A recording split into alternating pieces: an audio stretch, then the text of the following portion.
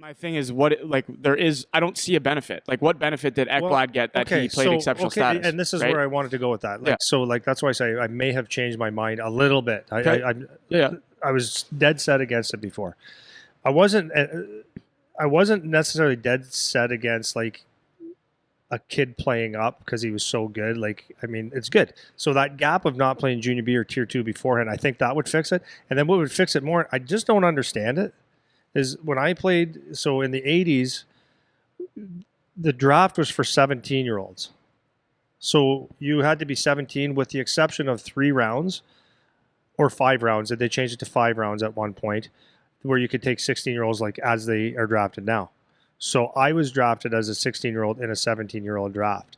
In my personal opinion, the Ontario Hockey League or the CHL is not, like, I have a hard time, and I'm not a scout, so these guys are good. They are good, but there's a ton of mistakes, right? Obviously. Mm-hmm. Yeah. So I don't know how you could tell a 15, 16-year-old kid. Like, I don't understand why we can't just take it, let them play major midget. Like, so if you want to keep minor hockey, really, kids in minor hockey, you give everybody that one extra year of playing and hope and training and all that stuff to say, I got 17 years old as my draft year, right? Yeah. And most kids aren't making the OHL until they're 17 anyways. There's only a couple kids a team maybe that go in as a 16-year-old. Yeah. Okay? Yeah. So that's, to me, that would help minor hockey or youth hockey as they call it in the States. If you kept the draft at 17 years old and only had a couple rounds of 16-year-olds, that would be good. The major midget would be good. So that's my solution to it. And then open up a couple spots for junior B tier 2 for the 16-year-olds that are exceptional. Right. So that's mine. Now, when it came to the exceptional status, there's some guys that have developed really quick. And was Aaron Ekblad ready to play in the OHL at 15? Clearly. Yeah. Was Tavares? Clearly. Was McDavid?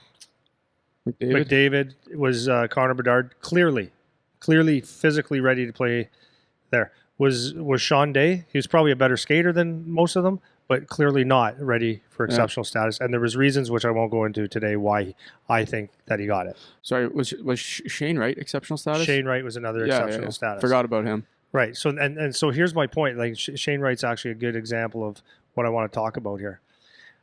My biggest issue about exceptional status was at 15 years old. Are you mentally ready? Mm-hmm. Emotionally ready, socially ready for what's in the dressing room, ready for all the stuff that comes in hockey? Because when things are going on, it's not, no one says, oh, he's 15. That is my biggest issue. Yeah. The other issue I have is, as a parent, why do you want your son to move away at 15 when he could be at home for one more year? And is that one more year of not playing in the Ontario or the Canadian Hockey League going to make a difference of you making the NHL or not?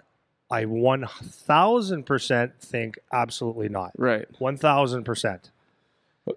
Having said all that, where I've changed my mind, or not changed my mind, but where I think it's the mental side of it is not as bad as I thought, is here's what they do. When you apply for exceptional status, they take you through psychological evaluations. And I thought at first, yeah, what are they really saying? But I think they probably make some pretty good decisions. So looking at Charlie being, pretty mature mentally for his age, and then physically, he's pretty good to playing in the OHL. Like, he holds his own for sure.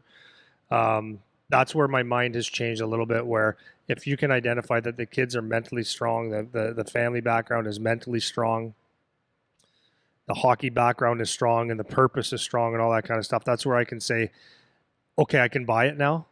But at the end of the day, I don't believe that it's necessarily helping in any way. The other side is, like, so if I'm looking at a parent, like I just said about pressure, right? Or I just said about the mental side of it, is you have a microscope. I was going to say a microphone, but that would just be loud. You have a microscope on everything you're doing. Here's the next star. You got to produce. And if you go 8 games without a goal, That might have been a mistake. Yeah. Oh boy. And how does that 15-year-old feel, right? Because he has to be a point producer, or he has to be, if he's a power forward, let's say, he better be knocking body like Eric Lindros did when he went in, like knocking 20-year-olds on their ass and dominating games, or like Aaron Ekblad as a D, like actually running the power play early on and just getting it. Yep. If you don't, the pressure's so high, and I feel bad for Shane Wright. Not feel bad for him, but the thing is that like there's a lot of talk that because you're automatically supposed to be a first overall pick in the NHL, right? If you're the exceptional status guy. Yeah. Well, and he's been rated, but there's been some debate whether he's actually the top guy because he's not putting up crazy ass points. But the thing is, he's putting up really good points, and he's a totally complete player. Like I guess a lot of the comparisons is Patrice Bergeron, right? Very, very similar to that, like a thinker. Like Patrice Bergeron isn't a guy that on the highlight reel all the time. And so, it's also kind of his first year too. Yeah, and he missed last year with COVID too. Missed last year, like he played.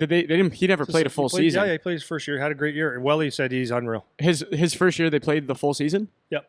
Well, they missed playoffs. So he played the whole regular season, right? So then he missed a full year. So that's a thing. That could put a wrench in it. But the point is that there's pressure. Yeah. This guy doesn't have, he's not on pace, I don't think, for a 50-goal season. Well, how could he be an exceptional status? Well, he does everything else so well. Mm-hmm. But then why is he an exceptional status is the question. Right. He's an amazing hockey player, and he most likely is going to go first overall, second overall, third overall, but probably first overall. Yeah. So, but was it necessary to go exceptional status? I don't think so. Yeah. But the pressure, man, the pressure on being an exceptional status, it's like you're putting yourself in the Tavares, McDavid, stratosphere, which is fine.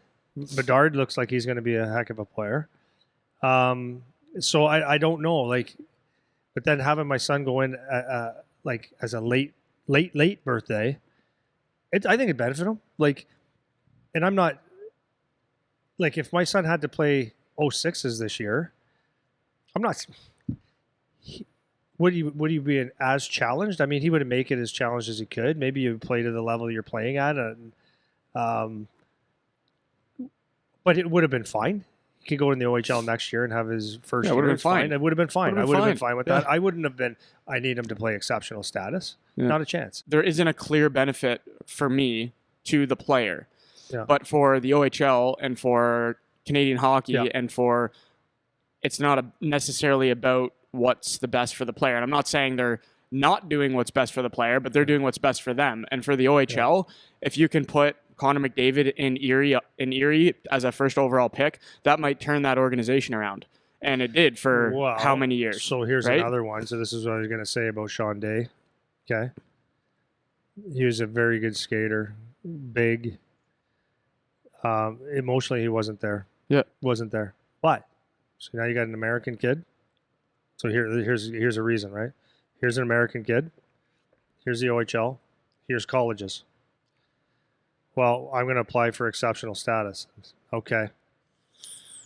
What's the debate now? The OHL either says, do we want this kid? We want this kid because he is really good, or do we want him to go to Notre Dame or Michigan? Right, then we lose him. Right? Yep. There's marketing. That's it. Well, don't care what anyone says. And that's marketing. I don't remember what, maybe you do, but I don't remember what Erie was like before McDavid was there. They always had a good team. Did they always have the crowd though, like the big bumping arena? I always heard that it was a big loud arena. Okay. I'm going there this weekend, by the way. Oh, cool. Yeah, that's a drive. But anyways, if I think about the win in terms of turning an organization around, right? So if you look at the Windsor Spitfires, there's a good example. Now Taylor Hall wasn't exceptional status, but when they were at the barn, you're getting 2,000 people at a game. 2,500. I don't even think they would get 3 or 4 at the old barn.